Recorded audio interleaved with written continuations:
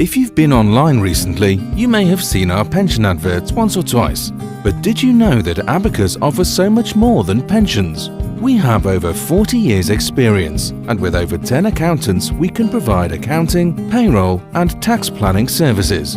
We also have dedicated teams with professionals in company formation, trust and estate planning, funds and family office services. Visit our website at www.abacus.gi to find out more. Thank you for joining us. The purpose of my talk this morning is really just to give a context to what we're doing and what Think Business, Think Gibraltar really is all about.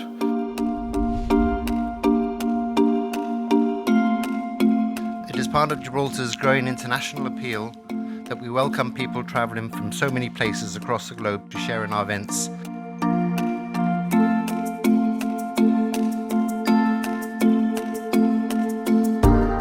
Well, I began my remarks today by noting how significant the Gibraltarian insurance market is to the ABI, but more importantly to consumers in the UK. And we remain fully supportive of this market and of the choice that it gives UK customers.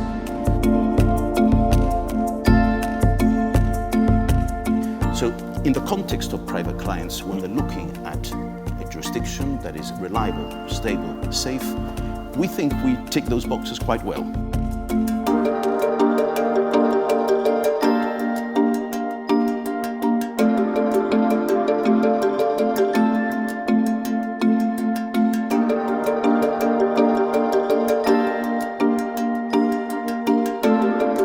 I'm very excited about it, and I think now is the time really for managers to start really looking at other alternatives other than just looking at the traditional, is it Luxembourg, is it Ireland in a post-Brexit world. I think now will be, what about Gibraltar?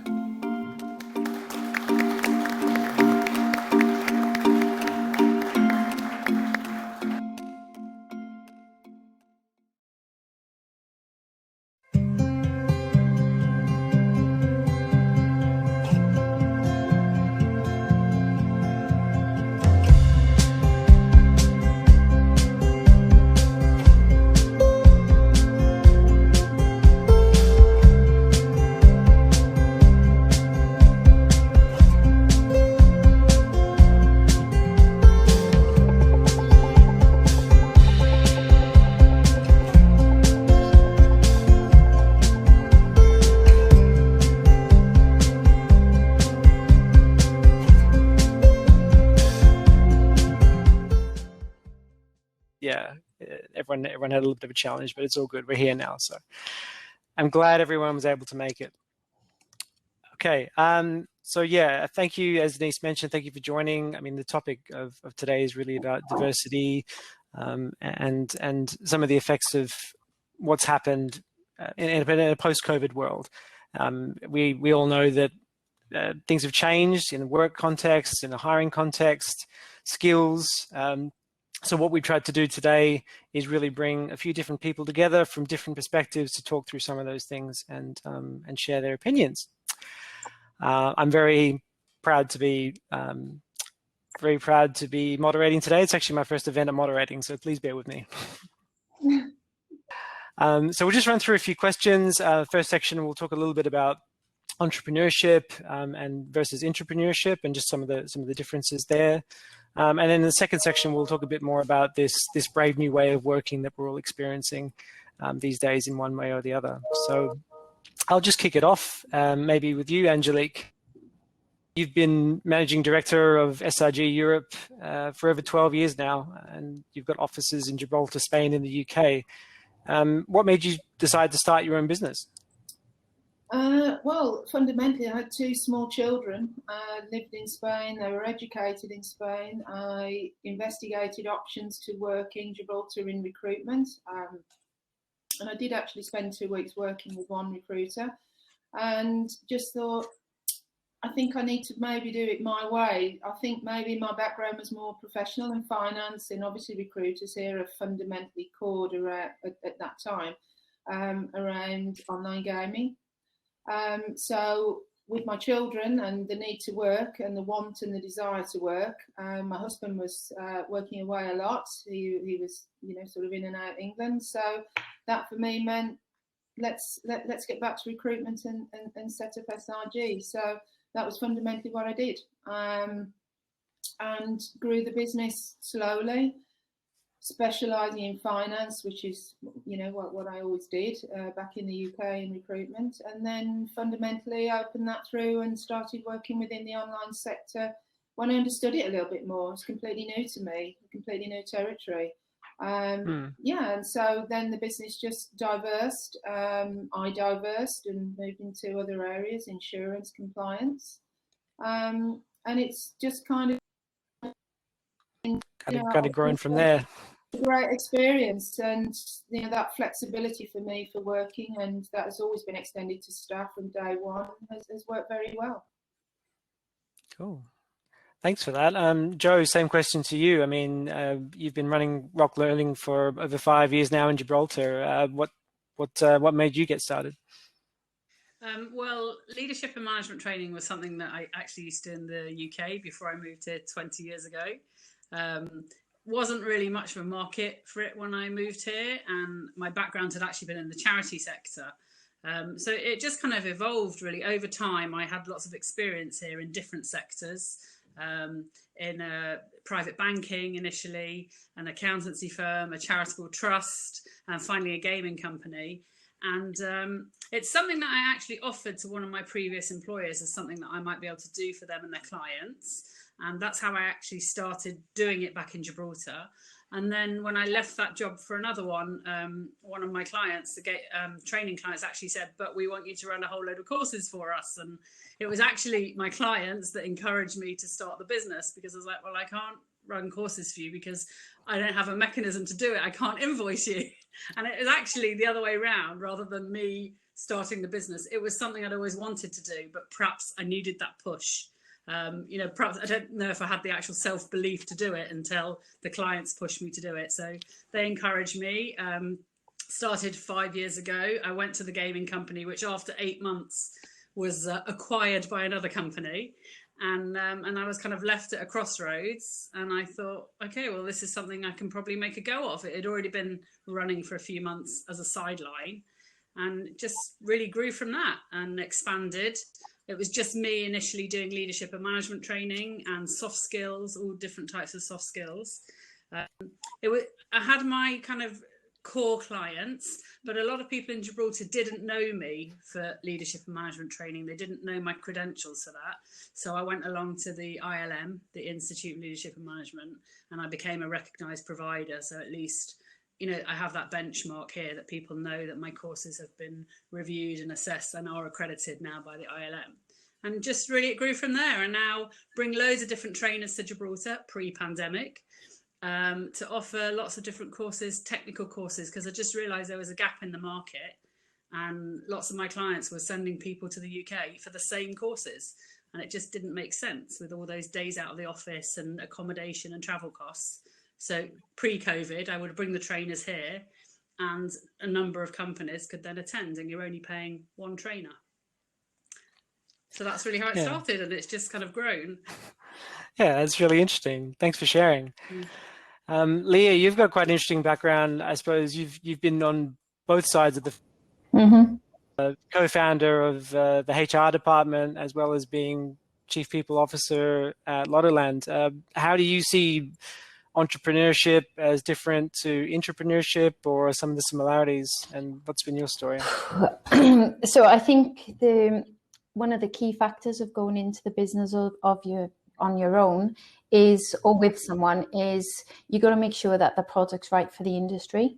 You need to understand that you might be skilled in one area. So I was really quite skilled in human resources, and then all of a sudden I had to realize I had to learn SEO, web design. Your skill set has to increase with a little bit of restriction on money, because you're investing in yourself, right, to get out there. So what I found with entrepreneurship, it was fun. It was long hours. So when people say that, this is an easier route, I would not say so. You have to be the brand of your company, the brand of how you're walking up to people. So sometimes I find entrepreneurship a little bit easier. One, it takes less risk, and it's more value creation rather than wealth creation. And product or a different creation. So when I came into Lottoland, it was a startup. So you're using your skill set to grow a sort of unit or a department within a company. And I think this is really important as well, is like not everyone is going to be successful as an entrepreneur. It's not cut out for everyone, but anyone, if they've got the skill set and the determination, they can definitely make that in the workplace. And you see the likes of Google, Apple, PlayStation, Sony with PlayStation, they all sort of, the new way of engaging people is through the autonomy of innovation, collaboration, and product, run with it. And it's the difference of mindset of the people you work with. Cool. Thanks for that. That's really interesting. Also, just while we're talking, the last time we spoke, you mentioned internally the each model, the idea of employees as adults, consumers, and human beings. Can you explain it a little bit more and how you embrace this? Yep. So the breach model is from a lady named Lucy Adams. She was one of the HR directors from BBC many years ago. And she set up a company called Disruptive HR. Disruptive HR, if I could read the book, if I could have written the book, it would have been written like that, because she speaks in the language that we're moving away from. So from personnel days where it was a little bit of the well-being and, you know, keeping in touch with people, then it was the human resource, which was more about the number crunching, the capital profiles of the individuals. And now I think we're successfully hybriding the personnel and the human capital side into the more of the people operations. So it's taking in the whole yin and yang of an individual and making that better for the company. What we tend to look at then is the each model is making sure that every decision we make, we're making it because people are being treated like adults.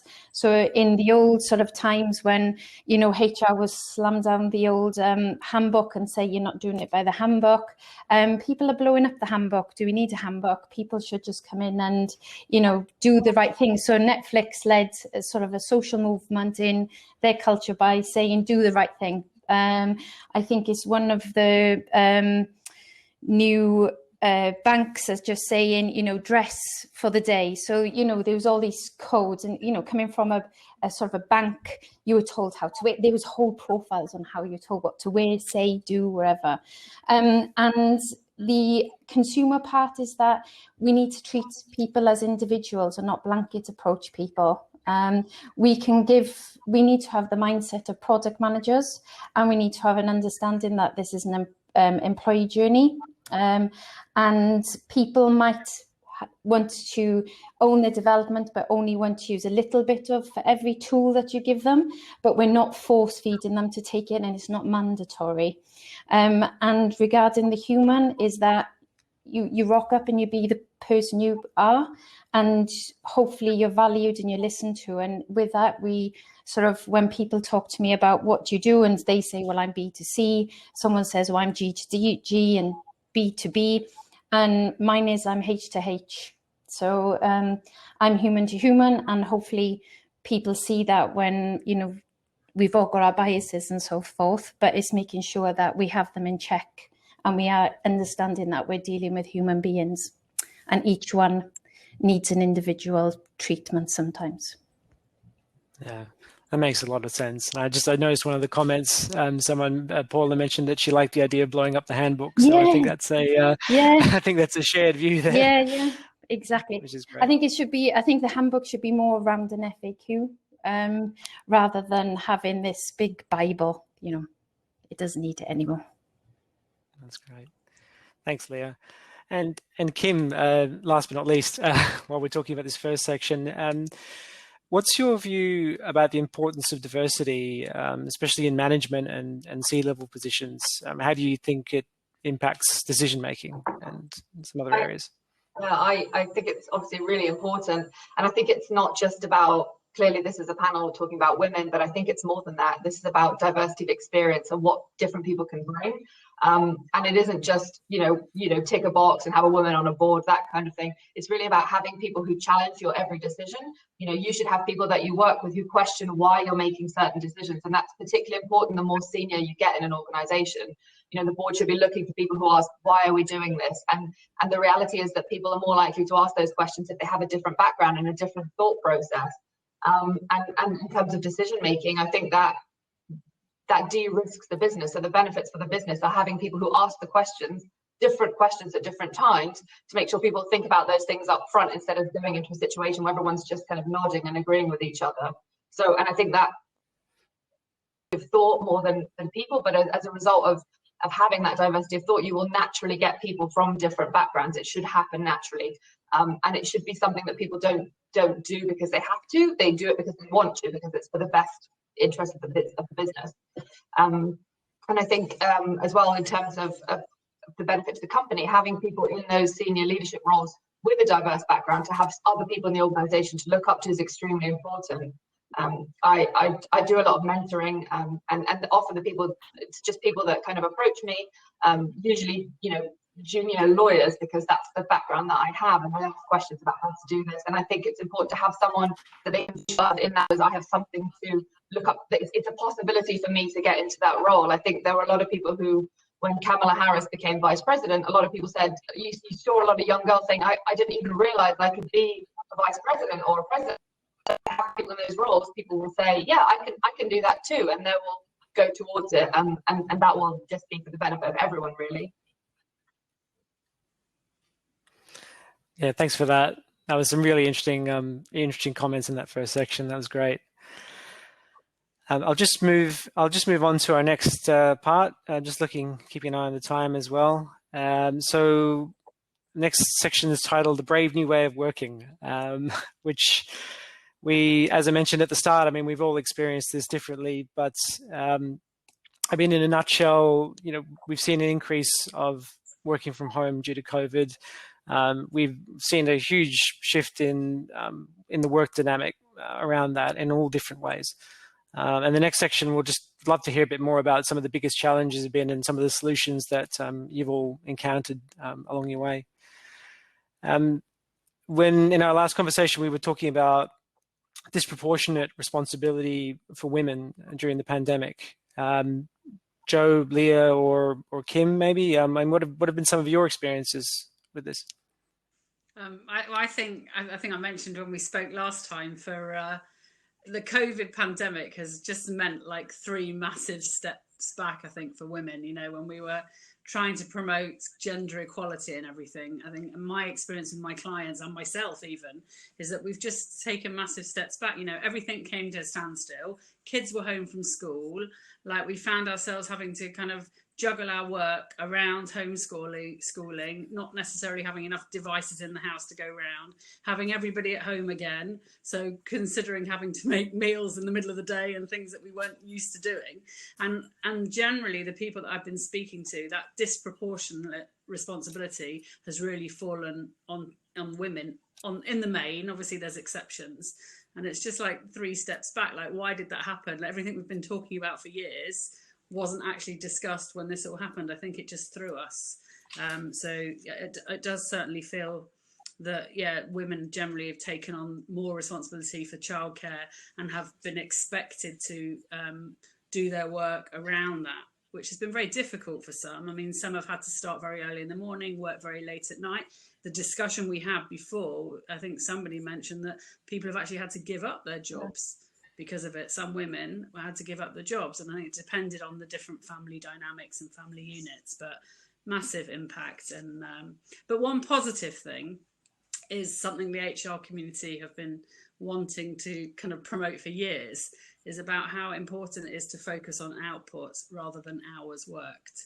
As long as you're doing your job, we trust that you're going to do your job. It doesn't matter when you do it, as long as you get it done. It doesn't matter if it takes you 3 hours or 10 hours, just get it done. And if you can't get it done, talk to us and let's try and find a solution. So that's been a really positive thing that's come out of it, that flexibility from employers. Cool. Yeah, it's interesting you mentioned the positives, because there's definitely a lot of those. I think that's a common theme I've noticed. There's a lot of positives out of all this as well. We're seeing employers offering more support for working families. I mean, both men and women, women as carers and things like that. I mean, Leah, Kim, I mean, what have been your organization's approaches to some of these areas and offering this extra support? So for us here, and I agree with Joe, it's been difficult for individuals that have had children at home. For us, we're trying not to. It was having conversations again, treating people like adults and humans. For me, I think a lot of it is down to the family unit and the decisions of that family unit. And we've been there to try and support people by, we were trying for covering lunch times. We would cut holidays into hours. So instead of taking like days holiday, people could take hours holiday and flex the hours. We could say that some people decided to work in the morning, take some time off, work in the evenings. We also, we don't really force people to take bank holidays here because it is such a multicultural company. So people can flex their bank holidays if they want to, if they work them, not work them. And also we were supporting people with our employee assistance program. So that's been, that was a huge help for people understanding, not just for psychological support, but for financial support when certain individuals maybe lost an income or because of companies on furlough or on beat. Luckily, our company didn't have to do that. We were outside that bracket anyway. But for us, it was making sure that we were doing well-being checks, we were checking in with people. And if anyone had that issue, they knew they could contact us and we would try to deal with them on an individual basis. Hopefully, I would like to say we managed it okay with individuals, and hopefully this won't happen again. We say, but I do think it's made people understand that bracket of work is flexible. It's the mindsets of people that need to be flexible to allow that to be successful after it. And what I'm finding is that everyone talks about it, but that mindset change, I think, is still going to take some time because it's a little bit of all words, and we now need to follow with actions. Yeah, that's a really good point. Kim, did you have anything to add to that? You're talking about disproportionate responsibility for women, and I think that's definitely true. There's loads of studies that show that's the case. I'm really lucky in that I haven't personally felt that. I'm an extremely privileged white woman. I have a very supportive husband, so actually I'm in a very good position. I haven't seen any change. I've had a relatively stable year.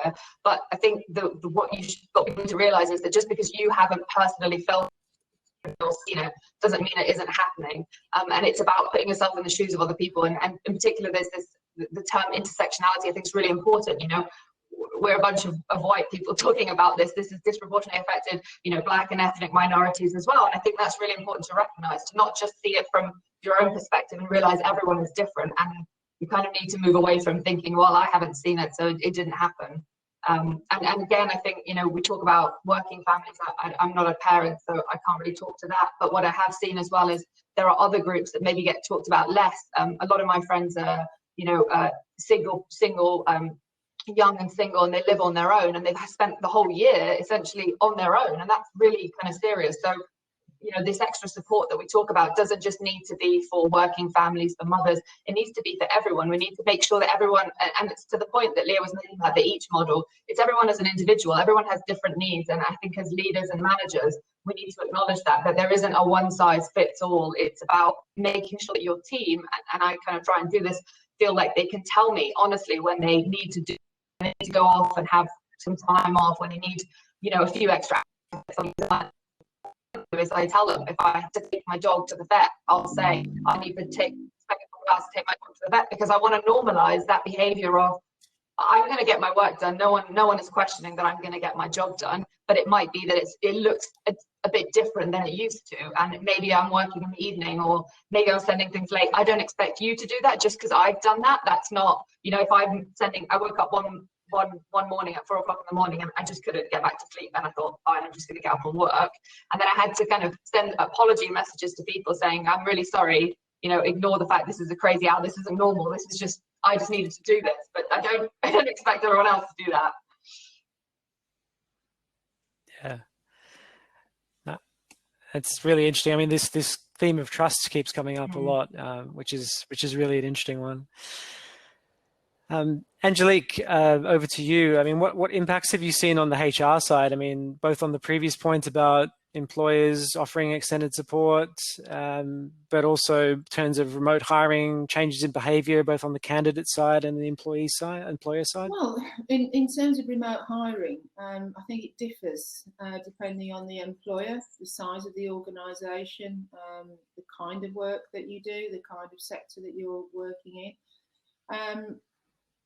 But in terms of sort of flexible working conditions and the way that, if we just talk about Gibraltar, but the scale of the pandemic worldwide, what you've seen are, people like Leah, Kim and other HR people, operations, facilities managers, operations managers, having to, plan and implement strategies on a major scale with 200 plus employees that, are used to coming into an office at 9 o'clock, doing their job and going home and doing what they do. And, that takes an awful lot of planning on behalf of leaders like, it's gaming, it affected the, legal firms, and having to structure people to work from home who maybe are not technology friendly. Everybody's had to change and learn such a lot. The interview impact, it actually works a lot smoother for us. We've actually found that the process with applicants and the flow of the interview process over, whichever format employers have used, has worked really well. And throughout lockdown, we had interviews, and predominantly with gaming clients, some, sort of professional candidates as well. But we didn't really notice a major impact in terms of clients that did want to interview, which was, it's kind of amazing really to think how the world has adjusted to their working environment and how, especially businesses like online gaming, they have to continue. I mean, it's almost a boom time with people sitting at home for the online gaming companies, and that they've had to move with that and keep that flow of employees, of new employees, because it is a 24/7 industry. And just from our experience, predominantly with clients in Gibraltar, it's been managed extremely well. We haven't really heard from employees with complaints or this hasn't been taken care of, that hasn't been taken care of. All we've really heard is positivity, and that they've really felt that their well-being has been taken account of, and whether that's been male or female. I think now, hopefully, that there is a shift, and for people that want to retain some of that flexibility of work culture now that has been implemented on everyone, that employers look at it from a different stance. Yes, it is about trust, and yes, if you've got employees that have worked really well and have been productive, and it assists with their life and their ability to do their job well, then I hope that employers do continue to offer this kind of working environment. Thanks. Yeah, you hit on a really good point there about the dependence on technology. I guess both businesses and employees have felt this in terms of upskilling, reskilling. I've also seen articles about increased demand for soft skills, such as working autonomously, new tech skills that are more in demand, things like that. It's my last question, and I've got one for each of you, so it's a nice way to wrap it up, I think, before we move to the Q&A. But Joe, how have you noticed these changes impact organizations' training needs? So obviously, I mean, we actually did managing remote teams training beforehand. Quite luckily, it was always an integral part of the courses that I offered. And I think what we've seen is that people adapted actually quite well to managing their teams remotely in terms of updating them on work and what was happening in the workplace and projects. But then what we saw was this massive gap, because those kind of coffee machine conversations obviously weren't happening anymore. You know, people weren't physically in the office, and the chit chat that naturally happened wasn't happening. And it was about encouraging managers and leaders to find, you know, innovative ways of making sure those conversations continued, and that just because you were like touching base with your teams several times a day or once a day or once a week, however you did it, that it wasn't just work. It was, you know, how's it doing? I mean, Kim mentioned, you know, that the isolation was a massive issue. Another massive issue was those like house sharing, where you have maybe 5 people all trying to work from home, house sharing. It was really awkward, and people were like confined perhaps just to a room, just for the peace and quiet. So definitely managing remote teams had a big impact, and making sure that, you know, the day-to-day conversations happened, and that they were touching base with their employees and their teams on a personal level, not just on a work level. Obviously the online Zoom fatigue set in for a lot of people, but the opportunities that has brought people has been unbelievable. I mean, I think I mentioned when we spoke last time, the opportunities it's given me as a trainer for CPD, like to touch base with some of the leading behavioral psychologists in the world, and like take part in a Zoom that they've been like giving online. These opportunities have it's kind of, training's gone global. You can attend a training session anywhere in the world because it's all online now, and you can, you know, and it's good for me as well, because it means I can deliver elsewhere. I'm not just delivering in Gibraltar. But I think that's been a great opportunity that's come out in terms of training needs are more easily met when there's more courses available online.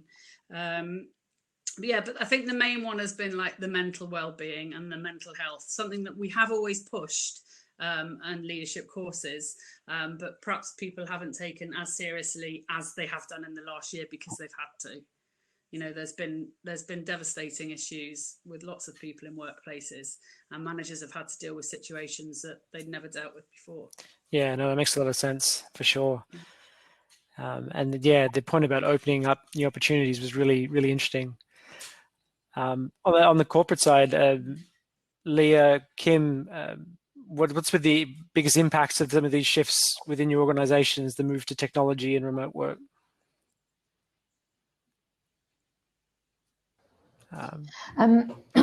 So from our end, it's we were always ready. We were always prepared for Brexit, thankfully. Good IT team. So we managed to move people within 24 hours into remote working. So we carry our laptops around with us. Sometimes forget it. So that was quite an easy shift. I suppose what wasn't so much an easy shift is when we have to rock over office equipment across the border and make sure people have got the right office chairs. And our office manager, Lucy, and Jamie did an amazing job in going up and down the coast, delivering screens and chairs and footstools, and just making sure people had the basics, I suppose, right? But what we're finding now is, you know, the first lockdown, people were like, this is not different. great. Second lockdown, we found people found it a lot harder, maybe because it was in the winter. It felt longer. So we saw a lot more uptake in our psychologist and the EAP. What we also found is our hiring. We hired 72 people last year. It didn't stop our hiring, actually sped it up. I agree with Angelique. The process is much smoother because of Zoom, and we're not waiting around and trying to book rooms for interviews and all that.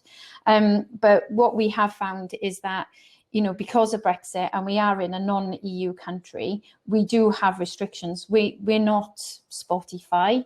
How many times I've been asked that, why can't we work from anywhere? And it's, unfortunately, we're a 2.9 peninsula that is out of the EU, and we have restrictions on tax, SI, PAYE, transfer. So my last 6 months, thankfully, to my head of tax and my legal, we have had to put in a framework to help people create a bit more flexibility and a bit of ownership. So we've created like a 90-day flexi working plan of work outside Gibraltar. So that doesn't mean in Spain, it can mean anywhere, but they can choose when to do that, and it's and they can book that. And what we have also noticed is a lot of our teams taking up remote working, which also means it's not an employment contract. So, when people talk about remote working, it's like, yeah, this is great. And then when it comes down to the nitty gritty to say, well, actually, you now got to go on to a contractor's agreement, and you're going to have to pay tax in that country, and we're not going to do it for you.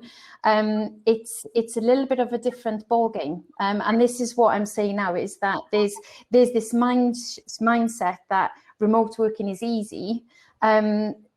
Like, it is easy, but now we're going to have, but the jurisdictions that we work in are not flexible enough for remote working at the moment. But there's lots of ideas and employer records, and we can go through. But for me, that's been our biggest challenge. I've been criticised for it. I've been criticised for, putting in this framework and not thinking about the well-being and not thinking about this. But it's getting that balance right and making sure that we as a company are not at risk, and we're not putting our employees at risk as well. So that's been our biggest challenge, and getting people back into an office with less space. So we've got hot desking going on at the minute. So that's been our challenge. Quite a lot of change, definitely. Definitely. Kim, have you found some of the same challenges or different? Yeah, well, sorry, I was going to say, this is one of my points. So I actually started this job back in April when we were on full lockdown. So I had my laptop sent out to me, and starting in a new company, trying to arrange introduction meetings to everyone. It's not quite the same as being there in person and meeting people. It does force you to do things differently. It forces you to approach people and be a bit more kind of full on, and make sure you do meet people individually. And that's easy when you're at my level and you don't have that kind of shyness. I certainly don't have any shyness. But it kind of leads on to one of the big challenges I've noticed, which is, the Zoom calls are great, but I think there's a lot of, and the functionality and like Joe said, the ability to access stuff from other countries that you wouldn't have been able to before is amazing. But in terms of drawbacks, there's certainly, it impacts people differently. Some people are not, they don't behave the same. You don't get the same kind of non-verbal cues that you do in a meeting. You don't have, not everyone is as comfortable speaking on them. And there tends to be, the louder voices get heard. They talk over people a little bit. We've got that hands up technology, put your hand up. Not everyone uses it. And let's be honest, it's probably likely to be more reserved people, and more women who are a bit shy about putting themselves in a spotlight and putting their hand up. So I think it really, as leaders, it's really important to look at your team and the wider teams. Think, am I enabling everyone in my team to have an equal voice? Am I, I have a tendency to talk over people, absolutely. So I have to kind of make sure in some meetings I have to spend the whole time trying to be quiet, which is really difficult. Or I'll encourage people to use the chat function to put their hand up, or to maybe ask questions beforehand, or even prompt them to do that, or an anonymous questions kind of thing, because not everyone not everyone sees it in the same way, and not everyone is, and it goes back to the each model. I could go on about it all day, but everyone is different. And as a team member, it's about, you know, facilitating that. One of the things that I've kind of done to keep people upbeat is to try and organize, like, you know, team quizzes, like Joe said, to keep the fun in there and make, you know, a team building exercise to get to know people. And my quizzes are probably awful. I think if there's anyone on my team here, they'll probably comment that their questions are very odd. Usually there's a food round. But I do try and like check in and, you know, share kind of self-care articles and make sure people are all okay, because it's very hard to see that on a video call. You can't see if someone's okay. You have to get much smaller cues. So you always have to check in with people individually, like, oh, you looked a bit quieter on that call. Is everything okay? And sometimes, you know, there are issues that you maybe wouldn't have noticed or are harder to notice than you would if you were in person. So yeah, technology is great, but it's not perfect. Yeah, it's an interesting point. One of the ones I used to love, doesn't happen so much anymore, was when you had a bunch of people in one meeting room and a lot of people connected remotely, and everyone would just kind of talk over each other. And when you're on the other end, you just couldn't hear anything that was going on. But yeah, it's not perfect for sure. Cool. I see a couple of questions coming through now. So maybe just one last one before we move over to the Q&A. Angelique, on the recruitment side, do you have any tips for job seekers in this new environment, in this brave new world? Well, people who are applying now obviously are generally asking, is there any possibility of this role being remote? Or indeed more people requesting part-time hours, because a lot of comments from candidates have been, well, I've kind of proved while I've been here that I can actually do this job between the hours of 9 and 3. I've spoke to my employer and I've requested these part-time hours to be able to accommodate children collections or whatever they may have going on outside of their normal working day. So yeah, we're certainly being asked more about remote working and part-time and flexible hour working around the course of somebody's day, whether that's between 6 and 11 at night. You know, I can do this job. I've proven I can do this job. So what employers do you know who are offering this kind of flexibility? I mean, it's a huge thing in the UK, to be honest. I would say, you know, with some time on my hands during lockdown, what I actually saw was, you know, quite a dramatic growth in terms of and companies who were there ready to be prepared for the moment that I think we're at now, that all they do is focus on remote or flexible working job.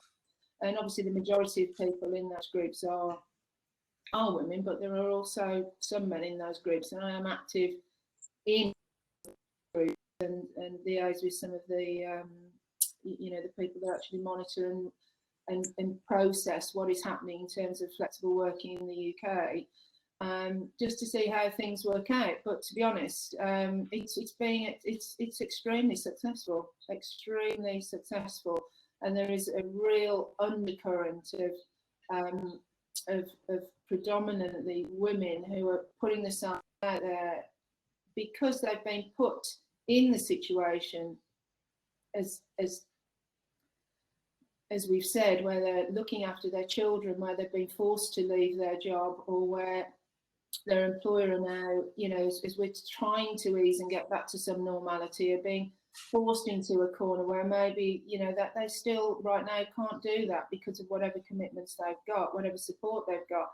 You know, there's a lot of single parents, and single parents experience a completely different problem to, you know, where you've got a family unit. And it's huge, and you know, I'm following it and being active in it in a massive way, because I do think it is the workforce of the future, at whatever level that might be. You know, these are not people who are looking just to do administrative jobs. These are people who are looking to be part of board directors, managers, that are looking for a different way to work now. Cool. Thanks very much for that.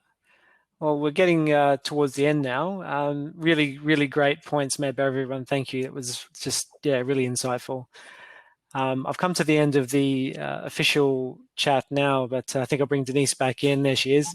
And I think, Denise, did you want to lead through the questions from the audience? I mean, I have constantly had on my mind a question that is very personal to me, obviously, and observing what's changed in the past, I would say, year. We have seen so many stories of women started their own businesses very successfully because they've seen opportunity, and perhaps through having to change the way that they work from home, they've had to give up their jobs but found new ways of working. So Joe, for example, how important do you think it is to find those new opportunities, to find gaps where women can take work into their own hands and perhaps start a business? Look, obviously I can only talk for myself. I think it's hugely important. I mean, for me, it absolutely changed my life. You know, when I moved from having to be in an office, because at the time I was kind of working in an office that had very, very much fixed hours, whether I'd finished my work or not, you know, I had to be there for those hours, and always feeling like I was asking for favors if I needed something for the kids or there was a school, something going on. So for me, it was just having that flexibility that I have now was a real kind of catalyst, I think, for me to start my own business. And I do, as you say, I think everybody has talents, you know, everybody has skills that they can develop, whether they are in the right place and the right time to push themselves to start their own business is a different story. You know, some people like the comfort of having an employer and having that regular salary every month. And I was totally in that place for many years, you know, that was my priority. And then I was just lucky that this opportunity came along. And now, I mean, I wouldn't look back. Absolutely, I wouldn't look back. If this didn't work out, I hope it will. You know, I can't imagine going back to that kind of 9 to 5 again. It might have to happen, I get that. But I just think that if you're finding yourself now in a position where maybe you've lost your job or maybe you have to kind of rethink your path, and there is something that you've always wanted to do, and you can do it, then just go for it, because if you don't try, you'll never know. Great. Anybody else want to add to that? Okay, so we have a couple of questions from our attendees. We can stay with you, Joe. It's from Christina, and she says, you've touched on innovative ways to continue connecting during lockdown, not just on a work level, but on a personal level. What are some of the ideas from other panelists on this? What worked and didn't work for you? Okay, so I'll give you some examples that I've heard of, because obviously I work on my own, so it's through my clients, and hopefully Leah and Kim and Angelique will be able to share some other ideas that they've had. So, I mean, obviously Kim's already mentioned like having quizzes or something like that. We did teams that like might regularly meet for a meal once a week. Like they might have breakfast in the office once a week pre-COVID. Some of them were having like a virtual breakfast, so they'd arrange for a breakfast box to be sent to everybody in the team on a particular day. You'd all be opening your boxes at the same time and just spend that time talking about anything but work while you're all having breakfast together, and just trying to create something different and shift that focus. Another thing that someone else did was to focus, you know, people were working from home, so all of a sudden everyone became very interested in where you live and who's in your household and what does your garden look like if you've got one, and are you close to the beach, and, you know, let's have a house tour, or let's see your pets, or tell me about your hobby. And, you know, that I think we found out a lot more about people, and those conversations were encouraged by some. But it would be good to hear ideas from the HRs in the room. Angelique, do you want to? Well, we're quite a small company anyway, so I think we feel the bond, and we have to be a bond because we're small. And we talk a lot. I mean, we do use Slack, which, you know, works very well for us because we can have our different channels where we're, you know, we know we're engaging with different clients. We've got our fun channel where we talk, you know, birthdays and what we've done at the weekend, things like that. We speak to each other numerous times during the course of any one day, and we all seem to know what's going on in each other's lives. So we're all quite vocal. We've got WhatsApp groups, and we kind of move on instinct. If something's happening, or we want to talk about something, or it's somebody's birthday, or there's something going on, then we just tend to be quite instinctive about how we talk to each other, because we're not a large corporate, and you're having, where you've got maybe, project managers who are having to work with their assistant project managers, or, a tech team, and tech people a little bit by nature, a little bit sort of, on their own desk with their head down with their, things doing. I suppose it's a little bit, you've got to be a little bit more interactive on a sort of dedicated basis to keep that team motivation, where you find that all the companies, it's easier to manage, and it's just being conscious of staying in touch. But a lot of the people that work for me are living alone. Some are with partners and with families, and the ones who are isolated, then the door's always open. I can be speaking to my staff at 10, 11 o'clock in the evening with gin and tonics, wines, beers, whatever's of the day. So that's we've tried to work with that. We've kept it. We are not social. We can't wait to get out and be social. Well, it's good to know that there are companies that are keeping a good flow of communication, whether that's personal or professional. I think you as a female founder, probably a great example of great communication from a women's perspective, where you also include the personal. So that's probably, something that can be embraced a lot better by bigger companies. I have a question for Leah, who is suddenly disappeared from my screen. But Kim, did you want to add anything to that? I do actually, because I feel very strongly about this question. I think it's a great question. For me, work has to be fun, and I think it's just really important. We spend so many hours working with these people, so many hours on the screen. If it isn't fun, then you have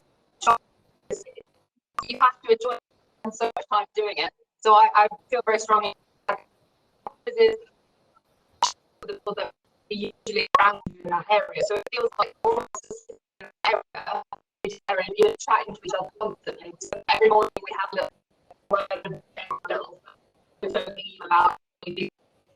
And we do a geo. If you've never played it, you have to get dropped somewhere in the world and you have to look at it. I just think it's really fun.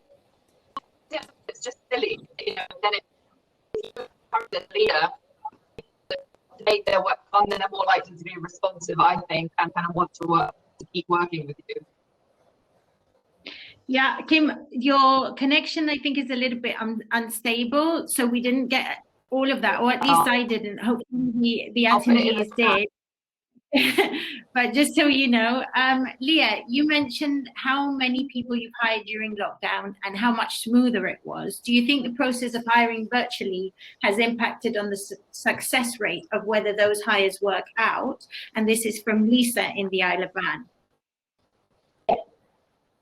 Mm-hmm. Leah has the same problem with her connection. Is it happening to everyone else or just to me? Yeah, so for me, I'm always on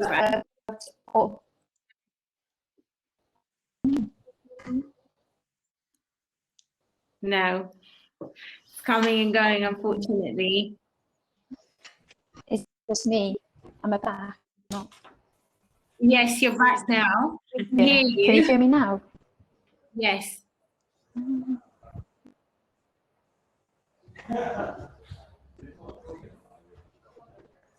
No. I'm back. We've lost you again. Okay, so you hear me. So for me, I'm all about the automation of making the No? Mm-hmm. No.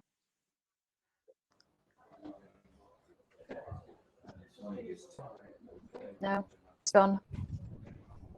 It comes and goes. So we do have a last question about remote working. So I'm going to give it over to you, Angelique. Leah, we'll bring you back in a minute. Do you think that if the requests for remote working are potentially coming from predominantly women, and will this have any disadvantages for them in the future? And this is from Trish. Well, I can't see how it can possibly be a disadvantage. I think women by nature are multitasking, and I think where now this last sort of 12 or 18 months, I think it's kind of demonstrated that certainly women who are whatever position, I just want to clarify that this is across the board in terms of roles that women are doing. I don't see impacting anywhere other than a positive way, and it's ridiculous to think that we have to go back to a situation where somebody has to sit at their desk from 9 to 5. They can be sitting there finding work to do for the last hour, which means that they can't go and collect their child from school or do whatever they do outside if they're involved with any other sort of activity. It seems almost impossible to think that employers will go back that way. I mean, look, it's not all jobs. If you're a project manager, it does depend on the role. If you are managing and constructing something specifically, then maybe it's a little bit more difficult. But I do think that employers will look at their workforce in a different way, because they want it to be as productive as it possibly can be. So I don't see why any employer would restrict the activities of a really good employee that wants that flexibility. And like I say, in the UK, it's huge. I mean, you've just got huge numbers of forums where people, predominantly women, are interacting, saying, look, through lockdown, I had to, my job had to go because I had to become the child support in my house, and now I'm back. But all I can do right now until things plateau is, sort of 3 hours of PA work, or 3 hours of marketing, or 3 hours of social media. I've worked for, and these are women who've worked for large international businesses, and they're putting their services out there for that length of time. And 3 hours of somebody, whether that's man or woman, who knows what they're doing, is the equivalent of 6 hours of somebody who's, maybe not as on the ball as they are, So I don't see it as being detrimental for women to take that path at all. And I do think it will become the norm for men now. Fantastic. We are having some connection issues. I think they're individual connection issues, but we are like 4 minutes away of the end of the session anyway. I'm hoping that everybody can hear me okay. This has been fantastic. Thank you so much for participating, and we will hopefully be repeating this when we're back to our in-person events, which should not be too far off now that we are all getting our vaccines. I'm getting my second dose today, so I'm pretty pleased about that. Some of the key takeaways today, honestly phenomenal. To hear that you are actually hands-on participating in not just talking about what's going on, but providing solutions to what's going on. We do have a really strong community of brave women leading the way forward out of this horrible time that we've all been exposed to. So yes, thank you again. Thank you for joining us today, to everybody who signed up and who's attending. Thank you so much to our sponsors, Abacus Gibraltar, Gibraltar Finance, and Gib Telecom. Without them, we wouldn't be here. It's our 4th birthday this month, and we've hosted over 50 events consecutively every month since March 2017. So it's a bit of a special day for us. And we're really proud to have hosted it all. So thank you, virtual clap, and hopefully see you again soon. Let's just take a picture. If Leah, if we could have Leah on. It'd be great to have a screenshot because that's all we can do these days, you know, just get everybody on the screen. But she seems to be frozen. Yeah. She's frozen. Yeah, we could only get her back for a split second, and because usually I do these at the beginning. We couldn't get Leah on either, so it's kind of been a bit of a hit and miss. Fantastic. This has been great, guys. Thank you so much. Thank you. Thanks, everyone. Thanks very much. Yeah. Really good. All right, so we'll catch you next month. Absolutely. Bye, So- everybody. Take care. Thank you. Bye. Bye, Thank everyone. you. Have a great day. Bye.